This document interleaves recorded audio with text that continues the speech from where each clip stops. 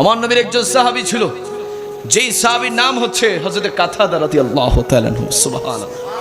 হযরত কাতাদা রাদিয়াল্লাহু তাআলা আনহু আমার নবীর সাথে বদরের যুদ্ধের ময়দানে যুদ্ধ করতে লাগলেন।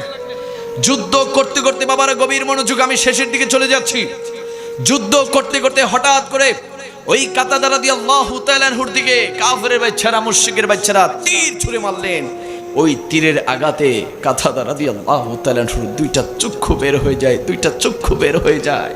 ওই দুইটা চক্ষু নিয়ে আমার নবীর কাছে কি বললেন, ইয়া রাসূলুল্লাহ, ইয়া হাবিবাল্লাহ, আমি আল্লাহর জন্য, আপনি নবীর জন্য যুদ্ধ করতে করতে কাফেরের বাচ্চারা তীরের আঘাত দিয়ে আমি কাতাদার দুইটা চক্ষু বের করে দিয়েছি। ইয়া রাসূলুল্লাহ, আপনার কাছে ফরিয়াদ, আপনি নবী, আমার দুইটা চোখ ভালো করে দেন। জোরে বলে সুবহানাল্লাহ। আমার নবী ডাক দিয়ে বলল, ও কাতাদা, তুমি কেন চোখ চাও? তুমি কি চোখ চাচ্ছ? তুমি কি চোখ চাচ্ছ? যে চোখ বের হয়ে গিয়েছে ওই চোখ আবার তুমি ফেরত চাচ্ছ, নাকি তুমি জান্নাত চাচ্ছ? জোরে বলে সুবহানাল্লাহ। কাতাদা রাদিয়াল্লাহু তাআলা বলেন, ইয়া রাসূলুল্লাহ, আমার জান্নাত লাগবে না, আমার জান্নাত চাই না, আমি জান্নাতে যেতে চাই না, আমি চোখ চাই। আমার নবী বলতে লাগলো, ও কাতাদা, কেন তুমি চোখ চাও?